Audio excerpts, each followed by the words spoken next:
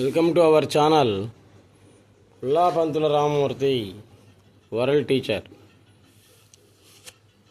చిల్లెళ్ళమూడి అమ్మ, అందరమ్మ, అందరింటి రూపకర్త జగజ్జనని అనసూయ మహాదేవి గారి జ్ఞాన గుళికలు. శ్రీగురుడే కన్న తండ్రి, ఆయనే కన్న తల్లి. తోబుట్టువులు, బంధువులు, మిత్రువులు అంతా ఆడయనే. అతడే తల్లి గర్భములో పడినాటి నుండి రక్షకుడు, విద్యాబుద్ధులు నేర్పినటువంటి గురువు. రేయింబగళ్ళు వెంట నుండి తోడు నీడనై మెలగినటువంటి వాడు ఆయనే. చేపట్టిన ఇల్లాలు కలిగిన సంతతి అతడే. మిత్రులు అనబడేటువంటి, శత్రువులు అనబడేటువంటి, కాలు పెట్టి నడియాడేటువంటి భూమి, త్రాగునీరు, భుజించు అన్నం, నిప్పు అన్నీ కూడా ఆయనే. పీల్చేటువంటి గాలి, సకలానికి అవకాశమై ఉన్నటువంటి ఆకాశము శ్రీ గురుడే. అతడే సకలము నొసకిన దాత. సర్వకాల సర్వావస్థల యందు కష్టముల రూపమున, సుఖముల రూపమున తటస్థించేటువంటి వాడు ఆ మహానుభావుడే. అజ్ఞానమును కప్పి ఉండేటువంటి వాడు. కష్టముల రూపములో, సుఖముల రూపములో తటస్థించేటువంటి వాడు. జ్ఞానం వసగి ఉద్ధరించేటువంటి వాడు. అజ్ఞానం వసగి ఉద్ధరించేటువంటి వాడు. అతని ఎరిగిన వారికి, ఎరుగని వారికి కూడా, నమ్మిన వారికి, నమ్మని వారికి కూడా, సమ్మతించిన వారికి, మతించిన వారికి కూడా సమస్తము సకలము ఆయనే అనటంలో సందేహమే లేనే లేదు. అతడు సర్వకాల సర్వావస్థుడు. కాలమే అతని యందు రూపొందించి తన అంతముగా కానక కనుటకో అనుకున్నట్లుగా పరుగిడుతూ ఉంది. అతడు సదా వర్తమానుడు. భూత, భవిష్యత్, వర్తమాన కాలాలు అంటాం. అసలు అవి లేనే లేవు అంటారు. 3 కాలాలు, కాలం ఒకటి. ఎలాగంటే ఒకే శివుడు బ్రహ్మ, విష్ణు, మహేశ్వరులుగా అవతరించాడు. అంటే ఒకే వ్యక్తి 3 వ్యక్తులుగా తయారయ్యాడనమాట నా సంకల్ప బలం చేత. శివ సంకల్ప బలమే ఈ బ్రహ్మాండ గోళాల మహాసృష్టి మొత్తం కూడా. అజ్ఞానము ఆయనే, జ్ఞానము ఆయనే, మొత్తం కూడా శివ సంకల్పమే. శివ సంకల్పమస్తు అంటారు వైదిక బ్రాహ్మణులు దేవాలయాలలో. అవసరమైనప్పుడు బ్రహ్మగా అవతారం ఎత్తాడు. కొన్ని సందర్భాల్లో శ్రీ మహావిష్ణువుగా అవతారం ఎత్తారు. మరికొన్ని సందర్భాలలో మహేశ్వరుడుగా అవతారం ఎత్తింది ఒకే ఒక్కడ శివుడు. అందులో సందేహమే లేనే లేదు. బ్రహ్మ, విష్ణు, మహేశ్వరులు ముగ్గురు కాని త్రిమూర్తులు కాదు. ఒకే ఒక్కడు త్రిమూర్తులుగా తయారయ్యాడు అంటారు సద్గురు సుబ్రహ్మణ్యం గారు కూడా. అవసరమైనప్పుడు ఆ రూపాలు ధరించారు. సామాన్య మానవుడైనటువంటి దుర్వాస మహర్షి చేతిలోనే ఆ ముగ్గురు కూడా శాపాలు పొందారు. అది జరిగిందనమాట. కాబట్టి ఒక్కరే అనేకంగా తయారయ్యారు. ఎలాగంటే ఫర్ ఎగ్జాంపుల్ చూడండి, నువ్వు ఒక్కడివే, అంతేగా.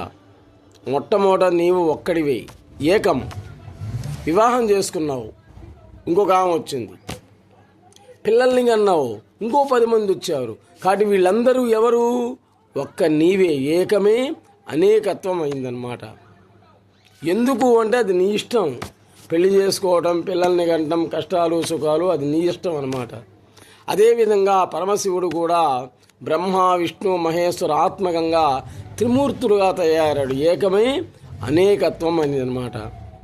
ఏకత్వంలో భిన్నత్వం అయింది అక్కడ. కాబట్టి సర్వము కూడా శివమయమే అనటంలో సందేహమే లేనే లేదు. అతడే కర్మసాక్షి, అతడే వర్తమానుడు. వర్తమాన కాలమే భూతంగా తయారైంది, వర్తమాన కాలమే భవిష్యత్తుగా తయారైంది. టోటల్గా ఉన్న కాలం ఒకే ఒక్కటి, అదే వర్తమానం, ప్రెజెంట్ టెన్స్ మాత్రమే. సకలమును అనుమతించేటువంటి వాడు ఆయనే. ధరించి భరించి అనుభవించేది ఆయనే. నియమించేటువంటి వాడు, పాలకుడు, సొంతమైనటువంటి వాడు ఆ ఒకే ఒక్క మహేశ్వరుడు. ఉండటం, ఆనందించడం అతడే. ఉన్నది సకలము అతని ఉనికి వల్లనే ఉన్నది. ఆయనకు సమానుడు లేనే లేడు. ఆకాశంతో పోల్చగలిగేటువంటి వస్తువు ఉందా? సముద్రంతో ఘోషతో పోల్చగలిగేటువంటి ఘోష అనేది ఉందా? చంద్రకాంతితో పోల్చబడేటువంటి కాంతి ఉందా? సూర్యుడితో పోల్చబడేటువంటి గోళం కూడా ఉందా? లేనే లేదు. దానికదే సాటి. కాబట్టి శివుడికి శివుడే సాటి అనేటువంటి సందేహమే లేదు. సృష్టి అంతా కూడా పుట్టకముందు ఉన్నటువంటి వాడు ఆయన ఒక్కడే. ఆయన సంకల్పానుసారమే సృష్టి అంతా కూడా ఆవిర్భవించింది. అక్కడ, ఇక్కడ, ఎక్కడ అతడొక్కడే ఉన్నాడు అనడంలో సందేహం లేదు. అప్పుడు, ఇప్పుడు, ఎప్పుడూ కూడా ఆయన ఒక్కడే. అది, ఇది సకలము కూడా ఒకే ఒక్క శివస్వరూపం. నేను అని తన నామాన్ని ప్రకటించును. అతడొక్కడే ఏకైక నామవాచకం. రెండు లేనటువంటిది, రెండవది ఎరుగనటువంటిది ఏంటది? ఒకే సంఖ్య. ఒకటి లేకపోతే అసలు ఏదీ లేదు. ఒకటి పక్కన 2 సున్నాలు పెడితే 100 అయింది. ఒకటి పక్కన 3 సున్నాలు పెడితే 1000 అయింది. అలంగా పెట్టుకుంటూ పోండి. ముందు ఉండేది ఒకే ఒక్కటి అనేకంగా తయారైపోయింది.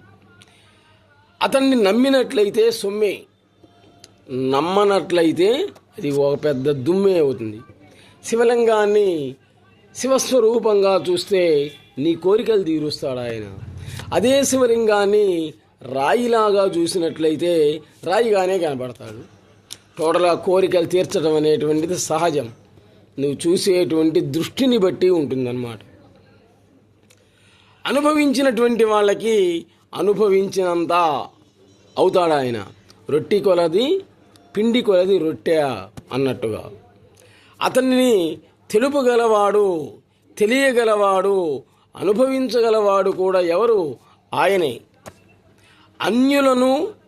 అన్యులు అనేటువంటిది ఒట్టి మాట. అతడున్నాడని అతని మాటలు వినినా ఏమి? అతడు మన మాటలు వినాలి.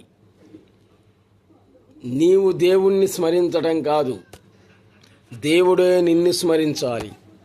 దేవుడు నిన్ను స్మరించిన తర్వాతనే నువ్వు ఆయన్ని స్మరిస్తూ ఉన్నావు. కాబట్టి అది కూడా ఆయన సంకల్పమే అవుతుంది. అతడిని చూచినటువంటి ఏమి, చూడకపోయినటువంటి ఏమి, నువ్వు చూసినా చూడకపోయినా, పొగిడినా తిట్టినా, నువ్వు ఏం చేసినా కానీ నిన్ను రక్షిస్తూనే ఉంటాడు ఆ శివశక్తి అనేటువంటిది. శివశక్తి లీల చాలా అమోఘమైనటువంటిది. శివశక్తిని మించినటువంటి శక్తియే లేదు. శివలీలలకు మించినటువంటి లీలలే లేవు. ఎందుకు అంటే ఆయన ఇష్టం కాబట్టి. అతడే జన్మం, మరణం కూడా అతడే. పుట్టుక ప్రశ్న, మరణము సమాధానం. ప్రశ్న అర్థం కావడమే అనుభవానికి వచ్చేటువంటి సమాధానం అవుతుంది. అర్థం కాని అనుభవమునకు రానటువంటి సమాధానమే ప్రశ్న. ఆ ప్రశ్నలోనే సమాధానం కూడా ఉండనే ఉంది. ప్రశ్న అతడే, సమాధానము అతడే, జ్ఞానము అతడే, అజ్ఞానము అతడే, అన్నీ కూడా అతడే. సమస్య అతడే. చూడండి, పరిష్కారం కూడా ఆయనే. సమస్య అనేటువంటిది పండు, పరిష్కారం అనేటువంటిది దానిలో ఉండేటువంటి బీజం. ప్రతి సమస్య గర్భంలో పరిష్కారము బీజ రూపంలో ఉంటుంది. అతనిని నేను అంటే జ్ఞానం, నీవు అంటే భక్తి, అతడే అన్నట్లయితే అదే కర్మము. ప్రారబ్ధం, ఆగామి, సంచితం అనేటువంటి 3 కర్మలు ఉంటాయి. ప్రారబ్ధాన్ని ప్రతి ఒక్కడూ అనుభవించాల్సిందే, అది తప్పదు. అటులే శ్రీ గురుమూర్తి కూడా అవుతాడు. సకలమై ఉన్నటువంటి తెలివి ఆయనే, సకలము తెలివై ఉన్నది కూడా ఆయనే. అనుభవము అంటే ఏంటి? అనుభావమే అనుభవము. అది అనుభావమే అనుభవము. తాను అనేటువంటి భావమే సుఖమునకి దుఃఖానికి అనుభవమై ఉన్నటువంటిది. సుఖిని తాను, దుఃఖిని తాను అనేటువంటి భావమే సుఖానుభవం, దుఃఖానుభవం కలగటానికి మూలం అవుతుంది. అవును అన్నటువంటి వారికి అవును అవుతుంది, కాదు అన్నటువంటి వాడికి కానే కాదు, లేదన్న వాడికి అసలు లేనే లేదు, ఉంది అన్నటువంటి వాడికి అంతా ఉంది. విని విననటువంటి వాడు, తాకి తాకనటువంటి వాడు, చూచి చూడనటువంటి వాడు, తిని తిననటువంటి వాడు ఒక్క శ్రీ గురుడైనటువంటి సదాశివుడే అనడంలో సందేహమే లేదు. నీకు మరణ భయం పోవాలంటే మహాశివుడిని శరణు వేడు. అసలు శరణు వేయటం అంటే ఏంటి? నీ తల తీసి పక్కన పెట్టు. చూడండి ఏం చెప్తున్నారో, తలను తీసి పక్కన పెడితే అప్పుడు శరణాగతి అనేది.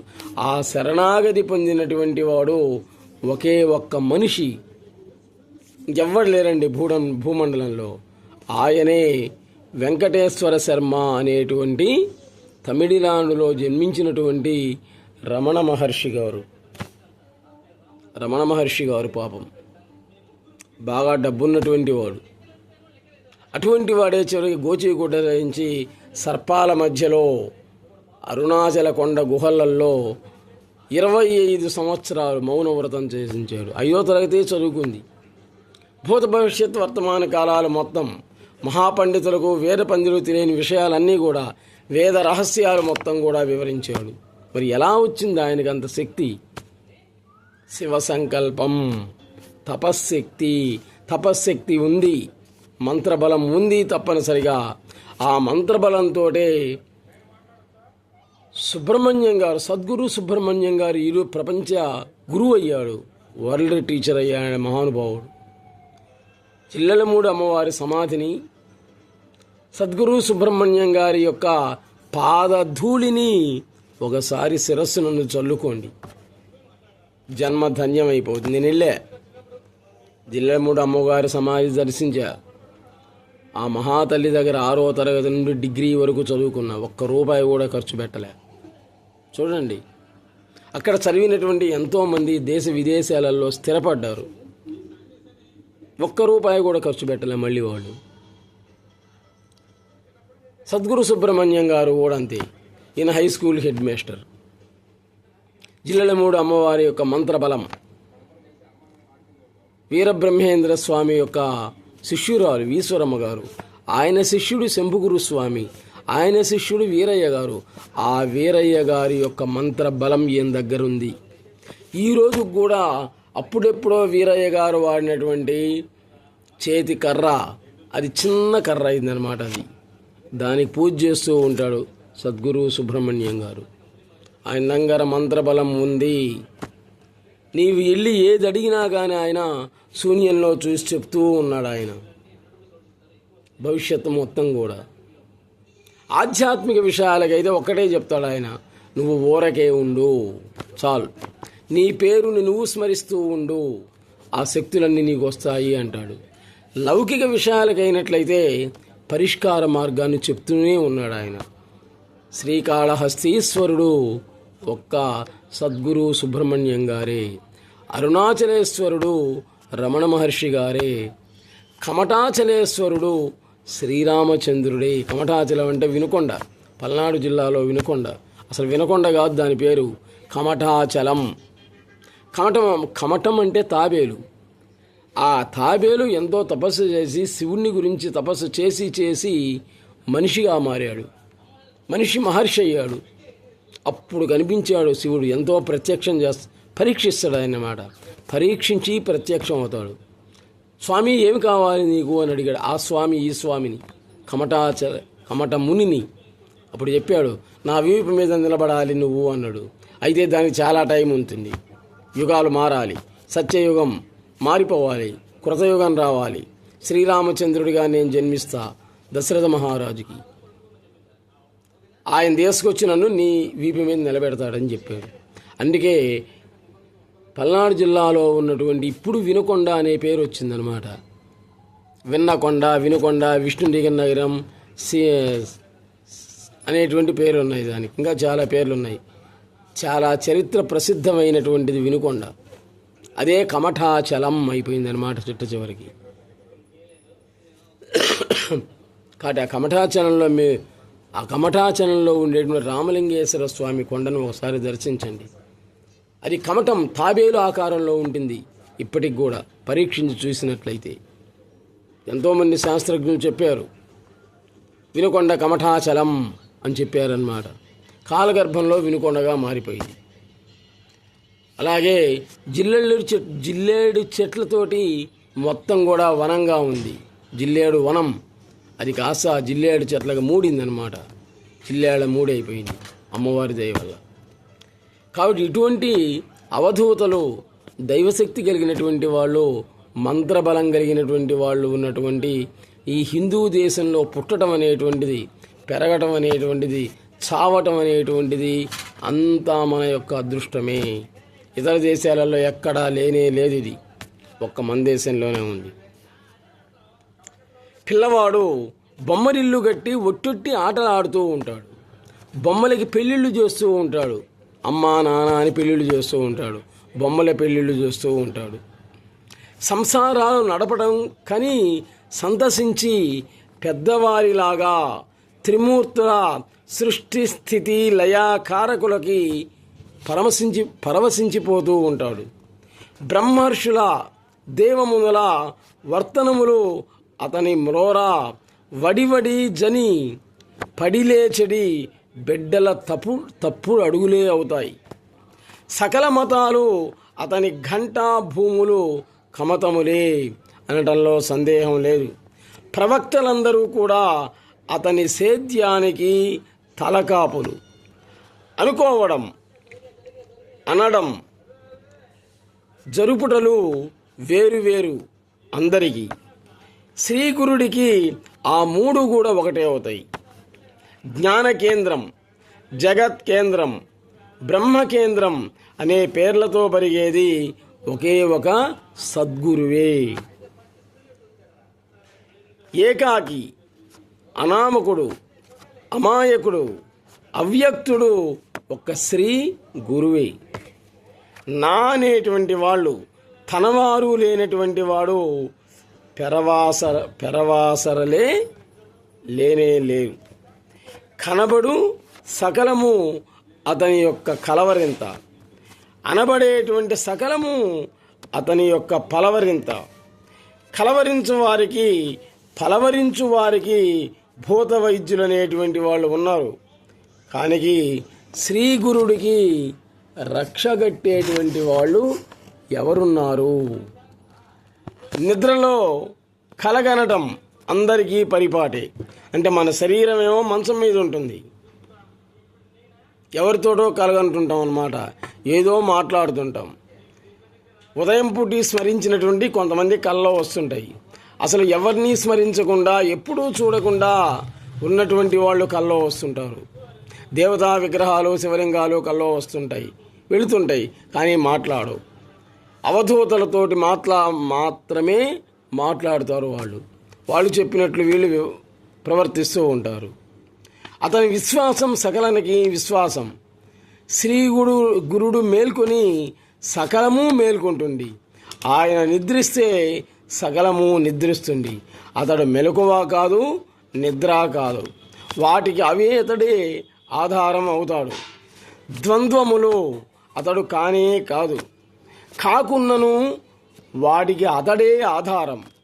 త్రిపుటులు అనేటువంటివి అతడు కాడు, కాకున్నప్పటికీ వాటికి కూడా ఆయనే ఆధారం. శ్రీ గురు నిందయందు సకలము పుట్టునట్లు, ఉన్నట్లు, లీనమగనట్లు తోస్తూ ఉంటుంది. అతడే మహాప్రభువు. కాబట్టి అమ్మలగన్నయమ్మ, ముగురమ్మల మూలపుటమ్మ, చాలా పెద్దమ్మ, సురారులమ్మ, కడుపారడి ఇచ్చినయమ్మ, తన్నులో నమ్మిన వేల్పుటమ్ముల రమ్ముల నుండెడి అమ్మ దుర్గమాయమ్మ. కృపాబ్ది ఇచ్చుట కటుత్వ మహత్వ పటిత్వ సంపదలంటాడు భక్త కవి పోతన. చిత్తాకాశాన్ని పేర బరుగునది అదే అని తోస్తూ ఉండి, సంకల్పముల ప్రోగే అది. త్రిమూర్తులాదిగా క్రిమి కీటక పర్యంతానికి ఇదే బీజమయ్యింది. దీని యందు సూక్ష్మాంశ మాత్రమే తోస్తూ ఉంది. జాగ్రత్త దశయందు మనం అనుభవించేటువంటిది భూతాకాశం. దీని యందు సకల ప్రపంచములు నామరూపాలు ధరించి పంచేంద్రియములకు అందుబాటులో ఉన్నాయి. ఒకే కేంద్రాన్ని ఆధారంగా కొని రెండు వృత్తాలయ్యాయి. కేంద్రానికి సమీప వృత్త వైశాల్యం భూతాకాశం, రెండవ వృత్త వైకాశాల్యం చిత్తాకాశం, తరువాత విస్తృతికి పరిధి అనంతం. దానిని ఉన్నది అని కానీ లేదు అని కానీ అనటానికి వీలుంటుందా? ఉంటే ఉంది, లేకపోతే లేదు అనేటువంటి తప్ప. మొదటి రెండింటిని ఎలాగో పలకవచ్చు, కానీ అనంతము ఏకము ఏకకేంద్రమైనటువంటి దానిని తలచటం ఏ విధంగా, పలకటం ఏ విధంగా, వాగాడంబరము చిదంబరమును తెలుపుతుందా? పలుకు తలుపులకు అనింద అయినటువంటి అదే శ్రీ గురుడు అని జిల్లెళ్ళమూడి అమ్మవారు ఎన్నో విషయాలు చెప్పారు. ఒక్క విషయం చూడండి. ఆమె విషయంలో ఆమె దైవభక్తి, దైవశక్తి, ఆధ్యాత్మిక విషయం, మంత్రబలం పక్కన పెట్టండి,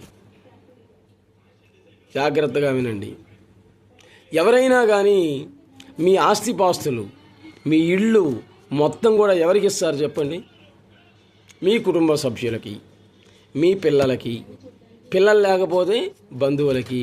ఆ బంధువులు కూడా మీకు కుదరగా ఏవైనా విభేదాలు వస్తే అనాథ శరణాలయకి ఇస్తావు, తీసుకుపోయి, అంతే కదా. కానీ ఆమె ఇంటినే అందరి ఇల్లు అనేటువంటి పేరు పెట్టింది ఆ మహానుభావురాలు. అందరూ నా బిడ్డలే అంది, గడ్డ కూడా బిడ్డే అంది. ఎక్కడో అమెరికాలో జరిగినటువంటి విషయాలని జిల్లెళ్ళ మూడో అంతస్తు మీద మంచం మీద కూర్చొని మొత్తం చెప్పుకొచ్చింది, అమెరికాలో ఈ విధంగా జరుగుతున్నది అని. తర్వాత అమెరికా నొట్టినటువంటి జేమ్స్ అనేటువంటి వాడు చెప్పాడు మొత్తం, ఈమె ఏదైతే చెప్పాడో ఆ మొత్తం చెప్పాడు. పుట్టపర్తి సాయిబాబా గారు మహానుభావుడు, మంత్రబలం కలిగినటువంటి వాడు, ఆయన వచ్చాడు, ఒక శివలింగం తీశాడు నోట్లో నుంచి. ఆనాడు శివలింగం వచ్చింది. ఇంకోటి నానా అంది, ఇంకోటి తీశాడు, ఇంకోటి నానా అంది, ఇంకోటి తీశాడు, ఇంకోటి నానా అంది. 10 శివలింగాలు నోటి నుండి ఆయన బయటికి తీశాడు, వరుసన పెట్టాడు. ఇంకా 2 నానా అంది, అంతే, తీయలేకపోయాడు. అప్పుడు అంటే అవధూతల యొక్క విషయం అవధూతలకే తెలుస్తుంది, అంతే. సన్యాసి విషయం సన్యాసికే తెలుస్తుంది, సంసారి విషయం సంసారికే తెలుస్తుంది, గురువు విషయం గురువుకే తెలుస్తుంది. ఏదో ఇడిమిడి జ్ఞానంతో కొంచెం నేర్చుకొని నేను మా పండితుడిని అనుకుంటే ఎట్లా సరిపోతుంది? పండితుడు అనాలి, వీడు పండితుడు అని. కాబట్టి అవధూతల యొక్క పరిస్థితిని మౌనంగానే గమనిస్తారన్నమాట వాళ్ళు. అది ఆమె యొక్క దైవశక్తి. ఆ దైవశక్తి పక్కన పెట్టండి. అసలు ప్రపంచంలో ఎక్కడైనా కానీ ఏ టైంలో వచ్చినా కానీ భోజనం అనేది ఉందా? ఒక జిల్లెళ్ళముళ్ళలోనే నీ ఇష్టం ఏ టైంలో అయినా పో, అన్నం పెట్టుకొని తింటమే అన్నమాట. అచట పచ్చడి మెతుకులు చిన్న ఆ క్షణమే, పచ్చని మెతుకులై పోవు ఆ క్షణమే అంటుందన్నమాట. పచ్చడితో భోంచేసి అది ప్రసాదం చేసినట్లే చాలు, వాడి జీవితం పచ్చబడిపోయినట్లే అవుతుంది. అందరూ ఒకసారి బాపట్ల జిల్లాలో ఉన్నటువంటి జిల్లెళ్ళమూడి వెళ్ళి అమ్మవారి జీవసమాధిని దర్శించి మీరు చేయాల్సింది ఒకే పని, అక్కడ భోజనం చేసి రాండి చాలు, భోజనం చేసి వస్తే చాలు. ఆమె కోరుకునేది అది. అందరూ రండ్రా భోంచేసి పోండిరా అంటుంది. ఆకలేసి కేకలేసి నారెందరు తొల్లి, ఆకులేసి కేకలేసి ఈ అందరి తల్లి. ఆకలితో ఎంతమందో కూడా కేకలేసారు, కానీ ఈమెం చేసింది? ఆకులు ఇస్తరాకులేసి కేకలేసింది, రాండ్రా ఆనందనండ్రా అని. 1,00,000 మందికి ఒకే పంక్తిలో భోజనం పెట్టడం అనేది జరిగే పని. ఎంతమంది వంట చేసేటువంటి వాళ్ళు కావాలి, ఎన్ని పాత్రలు కావాలి, అసలు ఎంత సెక్యూరిటీ కావాలి. ప్రశాంతంగా జరిగిపోయిందన్నమాట మొత్తం. 1,00,000 మందికి ఒకే పంక్తిలో భోజనం.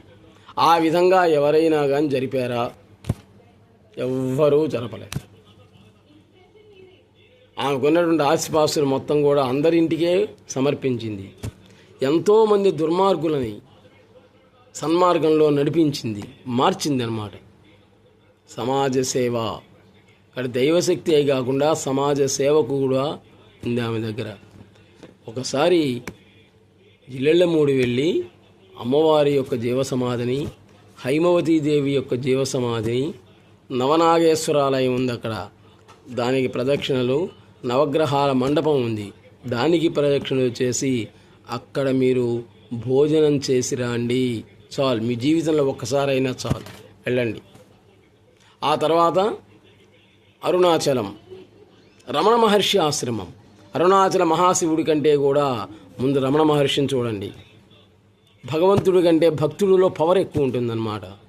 భగవంతుడికి మన బాధలను చెప్పేటువంటి వాడు ఎవరు? భక్తుడే చెప్పేది. ఆయన భక్తుడిని ఏమని కోరుకుంటాడు? స్వామి నన్నెవరు కూడా ఏమీ కోరుకోకుండా చూడు అని చెప్తాడు ఆయన. అందరూ కూడా భగవంతుడు నమస్కరిస్తే భగవంతుడు భక్తుడికి నమస్కరిస్తాడు. ఇది నిజం, తథ్యం. కాబట్టి భగవద్భక్తులని మనం సేవించినట్లయితే భగవంతుణ్ణి సేవించినట్లే.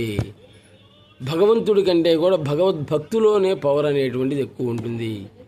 శ్రీనాథుడు, మహాకవి పోతన, తర్వాత తెనాలి రామకృష్ణుడు, ఇట్లాంటి వాళ్ళు ఎంతోమంది అమ్మవారి సేవలు చేసి ఎన్నో శక్తులు పొందినటువంటి వాళ్ళు ఉన్నారన్నమాట. వాళ్ళల్లో జిల్లెళ్ళమూడి అమ్మవారు, కన్యకా పరమేశ్వరి, మహమ్మద్ ప్రవక్త, జీసస్, ఇట్లాంటి వాళ్ళు ఎంతోమంది ఉన్నారు. మానవాతీత శక్తి మించినటువంటి వాళ్ళు. కాబట్టి మనకు వాళ్ళ యొక్క విషయాలన్నీ కూడా చాలా వింతగా అనిపి. ఎందుకని? కాంతా కనకం ఉంటే చాలు, మరి ఇంకేం అవసరం లేదు. కాంతా కనకం, మంచి గుడ్డలు, ఇల్లు, ఉండడానికి ఇల్లు, తిండి, కాంతా కనకం ఉంటే చాలన్నమాట. వాటి కోసమే మనం బతికి. కాంతా కనకాలకు కూడా మోక్షాన్ని ఇచ్చినటువంటిది ఒక జిల్లెళ్ళమూడి అమ్మ అనసూయ మహాదేవి. ఆమె పేరులోనే ఉండే అనసూయ అంటే అసూయరహిత అనసూయ మాత, నాగేశ్వర సుందర ధర్మపత్ని, భూగర్భజాత భువనైక మాత, అర్కపురి మాత వరదా భవంతు అని అంటారు ఒక మహాకవి. ఎంతోమంది సిద్ధులు, సాధ్యులు, మఠాధిపతులు ఆ పాద ధూళిని తాగి పవిత్రులయ్యారు. ఇంకొక చిన్న విషయం చూడండి. పురుషుడికి దైవశక్తులు వచ్చి అందరి చేత అవమానపడటం అది వేరు. ఒక స్త్రీ దైవశక్తిగా తయారై అవమానపడటం ఇది వేరు. చాలా కష్టం అది. రాజరాజేశ్వరే అమ్మవారిగా, జిల్లెళ్ళమూడి అమ్మవారిగా జన్మించి ఎన్నో కష్టాలు పొందింది. దుర్మార్గుల ద్వారా ఎన్నో కష్టాలు పొందింది. అయినా కానీ దుర్మార్గుల్లో కూడా దైవత్వాన్ని చూసింది ఆమె. అది ఆమె యొక్క గొప్పతనం. కాబట్టి అటువంటి వాళ్ళ యొక్క దర్శనమే మనకు ఎంతో అదృష్టం. రమణ మహర్షిని మనం చూడలే, మహాత్మా గాంధీని మనం చూడలే, ఆ కాలం అప్పుడు ఉన్నారు కానీ మనం చూడలే. ఇప్పుడు మన దగ్గర ఉన్నారు కదా, హైమవతీ దేవి జీవసమాధి, బ్రహ్మంగారి జీవసమాధి, అలాగే జిల్లెలమూడి అమ్మవారి యొక్క జీవసమాధి. ఆ జీవసమాధి తప్పనిసరిగా వాళ్ళు ఉంటారు, దాంట్లో డౌట్ లేదు. శిరోభాగం మనకు కనిపిస్తుంది అన్నమాట, దాంట్లో డౌట్ అనేటువంటిది లేనే లేదు. అలాగే ఇప్పుడు సద్గురు సుబ్రహ్మణ్యం గారు ఉన్నారు. శ్రీకాళహస్తిలో మహాశివుడు, ప్రసన్నాంబిక అమ్మవారు, వాళ్ళ పైన భక్త కన్నప్ప ఉంటాడు. భక్త కన్నప్ప ఎవరండి? అసలు ఆయన కిరాతకుడు, కిరాతపుత్రుడు. పంది మాంసాన్ని తీసుకొచ్చి శివుడిని నైవేద్యం పెట్టాడు. తింటవా తినవా అన్నాడు, తినలే. తలకాయ శివలింగానికి వేసి కొట్టుకున్నాడు. శివలింగంలోని చెండు 2 చేతులు వచ్చి ఆయనలో ఐక్యం చేసుకున్నాడు అన్నమాట. చూడండి ఇక్కడ. కాబట్టి ఇక్కడ భగవంతుడు ఎవరు అంటే భక్తుడే భగవంతుడు అయ్యాడు, అంతే. అందుకని ఆయన ఏం చేశాడు, ఆయన నెత్తినే గంగని పెంచుకున్నాడు. ఆ గంగనెత్తిన కన్నప్ప. చూడండి వెళ్ళి శ్రీకాళహస్తిలో ఆ భక్త కన్నప్పని చూసిన తరువాతనే శివుణ్ణి చూస్తాం అన్నమాట. ఆ తర్వాత సద్గురు సుబ్రహ్మణ్యం గారిని చూస్తారు. సద్గురు సుబ్రహ్మణ్యం గారు చిన్న డ్రాయర్ వేసుకొని బనియన్ వేసుకొని కూర్చుంటారు. ఓ ఏంది పిచ్చోడు అనుకుంటారు. శూన్యంలో చూసి మొత్తం చెప్తాడు అనమాట. ఆయన సృష్టి యొక్క చరిత్ర మొత్తం చెప్తున్నాడు. కాబట్టి ఒక్కసారి వాళ్ళని దర్శించి తరించండి. నెక్స్ట్ మళ్ళీ కలుకుందాం. ఈ Pullapantula Ramamurthy oral teacher episode పెట్టుకోవటానికి కూడా మూల కారణం సద్గురు సుబ్రహ్మణ్యం గారే. ఆయన ఒకటే అని చెప్పారు, కర్మణ్యేవాధికారస్తే మా ఫలేషు కదాచన. జ్ఞానప్రసూనానికి ప్రపంచానికి పంచు యూట్యూబ్ ద్వారా, అంతేగాని ప్రయోజనాన్ని ఆశించవాకు. ఒక్కచోటనే బోరు వెయ్యి, అక్కడ నీళ్లు పడలేదని ఇంకో చోట ఎన్ని చోట్లను తిరుగుతావు? నీరు పడేంతవరకు ఒకే చోట ఉండాలి అని చెప్పినటువంటి గురువు సద్గురువు సుబ్రహ్మణ్యం గారు. నీకున్నదాన్ని తృప్తిగా తిని ఇతరులకు ఆధారంగా పెట్టుకో అని చెప్పినటువంటి ఆమె జిల్లెళ్లమూడి అమ్మవారు. కాబట్టి వాళ్ళ దైవశక్తులు వాళ్ళ దగ్గర ఉన్నాయి కాబట్టి వాళ్ళని దర్శించి తరించండి. వాళ్ళ దగ్గర మౌనంగా ఉంటే చాలు, అదే మన యొక్క అదృష్టం. నెక్స్ట్ ఎపిసోడ్లో మళ్ళీ కలుద్దాం. మన వీడియోలన్నీ కూడా అన్నం తిన్న తర్వాత ప్రశాంతంగా పడుకున్నప్పుడు అప్పుడు చూడండి. ఆత్మజ్ఞానం అంటే ఏదో తెలుస్తుంది, నీవు అంటే ఏదో తెలుస్తుంది. నేను అంటున్నాం కదా, నా భార్య, నా పిల్లలు, నా ఆస్తి, నా కొడుకులని. అసలు నేను అనేది ఎక్కడి నుంచి వచ్చింది? అది చూడండి, నేను అనేది ఎక్కడి నుంచి వచ్చింది. ముక్కుతోటి గాలి పీల్చండి, అది ఎక్కడికి పోతుందో చూడు ఒకసారి, పైకి పోతుంది నషాలకి.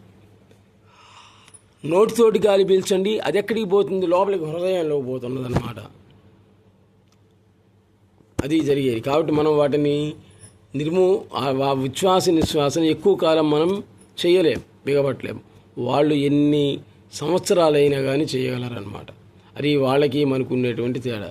అందుకని పురుషులందు పుణ్యపురుషులు వీరయా అన్నాడు రెడ్డి గారు, వేమారెడ్డి గారు. ఆయన దైవశక్తి కలిగినటువంటి వాడే.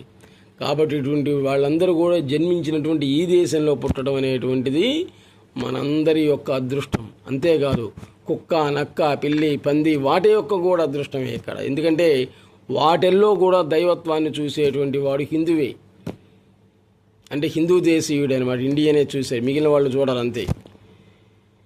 కాబట్టి ఎవరి ఎప్పుడు ఏ విధంగా నశిస్తారో తెలియం, ఎవరి ప్రాణం ఎప్పుడు పోతుందో తెలియలేం. ప్రాణాహ క్షణభంగురాహ. ఉన్నంతోటి అందరితో బాగా ఉండు. శత్రువులు కూడా మిత్రత్వాన్ని చూడటం అనేటువంటిది మానవత్వం. కాబట్టి వ్యక్తిగతమైనటువంటి ప్రేమ, ఆప్యాయత, భక్తి అనేటువంటి వ్యక్తిగతం, ఎవరి వాళ్ళకి అంతే. వేరే వాళ్ళ భార్య చేసే పాపాలు భార్య అనుభవించాలి, భర్త చేసే పాపాలు భర్తయే అనుభవించాలి, తప్పదు. రెండు, పుణ్యం పాపం రెండు కూడా. ఈ రెండిటికి కూడా అంటకుండా ఉండేటువంటి వాడే దైవశక్తి కలిగినటువంటి వాడు. ప్రతి ఒక్కడు అక్కడికి పోవాల్సిందే. నవరసాలు అనుభవించి చిట్ట చివరికి పోయేది ఎక్కడికి? ఒక ఆధ్యాత్మికత్వం, శాంతరసానికి పోవాల్సిందే. అంటే ఆ శాంతరసాన్ని ఇప్పటి నుంచే మనం అలవరుచుకుంటూ ఉండాలి అని కోరుకుంటూ, మళ్ళీ ఇంకోసారి చెప్తున్నాను మన ప్రేక్షకులకి, ఈ వీడియోలన్నీ కూడా ఆత్మతత్వానికి సంబంధించినటువంటివి, ఒక మతానికి కులానికి సంబంధించినవి కానే కావు. కాబట్టి నీవు అంటే ఏంటి అనే దాని గురించి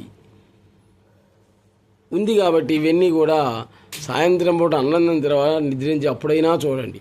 మీకు ఆత్మజ్ఞానం అంటే ఏదో తెలుస్తుంది. అసలు నీవు అంటే ఏదో తెలుస్తుంది. నువ్వు మనిషివి అంటే ఏదో తెలుస్తుంది. నీ జన్మ అంటే ఏదో తెలుస్తుంది. నీ మరణం అంటే ఏదో తెలుస్తుంది. మరణించిన తర్వాత ఎక్కడికి పోతావో తెలుస్తుంది. పునర్జన్మ ఉందా లేదా అనేటువంటిది తెలుస్తుంది. ఆ టైంలో అయినా చూడండి, అన్నం తిన్న తర్వాత నిద్రించే టైంలో, లేకపోతే ఉదయాన్నే నిద్ర లేచిన తర్వాత కాలకృత్యాలు పూర్తయిన తర్వాత అప్పుడు చూడండి. ఈ మధ్యలో చూస్తే మాత్రం మీకు చూసినా ఒకటే, చూడకపోయినా ఒకటే, ఏం అర్థం కావు. ఒక 5 నిమిషాలు చూస్తావు, గేదెలకి గడ్డి వేయాలని పోతావు. ఇంకో 10 నిమిషాలు చూస్తావు, ఇంట్లో పాలు పొంగిపోతున్నాయని పోతావు. ఇంక దీని సంగతి ఏం ఉపయోగం ఏం ఉండదన్నమాట. చాలామంది అడిగారు నన్ను, ఏదో చెప్తున్నారు, ఏది చెప్తున్నారో అర్థం కావట్లేదు అని అన్నారు అనమాట. చెప్పా నేను వాళ్ళకి, అర్థమయ్యేటట్టయితే నేనేమి చెబుతానని చెప్పా. ఇది అర్థం కానటువంటిది అనమాట. అర్థమయ్యేది ఏమిటి? రామాయణం, మహాభారతం, భాగవతం ఉన్నది చెప్తారు అందరూ కూడా. ఇది అది కాదు. అసలు నీవు అంటే ఎలా వచ్చావు, నీవు అంటే ఏంటి, నేను అంటే అనేటువంటిది సర్వవ్యాపకమైనటువంటిది అన్నమాట. ఇదంతా కూడా నీవే దైవత్వం అని చెప్తున్నాం. ఇక్కడ వేరే లేదు, ఎక్కడా లేదు. కాబట్టి ఈ వీడియోలన్నీ కూడా నిద్రించేటువంటి సాయంత్రం పూట కానీ ఉదయాన్నే కానీ చూసినట్లయితే అసలు విషయం జిల్లెలమూడి అమ్మవారి తత్వం, రమణ మహర్షి తత్వం, సద్గురు సుబ్రహ్మణ్యం గారి తత్వం అనేటువంటిది అర్థమవుతుంది. ఇప్పటికే కాలాతీతమైంది. Please subscribe our channel. Pullapantula Ramamurthy, world teacher. నమస్తే. వరల్డ్ టీచర్ అనేటువంటి పేరు పెట్టమంది కూడా ఆయనే. ఎవరు? సద్గురు సుబ్రహ్మణ్యం గారు చెప్పారు, ఈ పేరు బాగుంది, ఇదే పెట్టు అని అన్నాడు. అయితే మొట్టమొదటి పుల్లాపంతుల రామమూర్తి అని పెట్టినందువల్ల అది సెట్ అయిందనమాట. యూట్యూబ్ అది తీసుకుంది. అందువల్ల వరల్డ్ టీచర్ పుల్లాపంతుల రామమూర్తి అని పెట్టాం. I am not world teacher.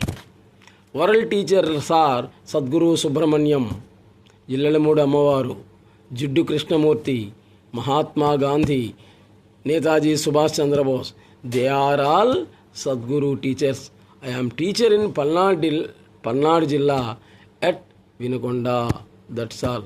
Please subscribe our channel. నమస్తే. నెక్స్ట్ ఎపిసోడ్లో మళ్ళీ కలుద్దాం.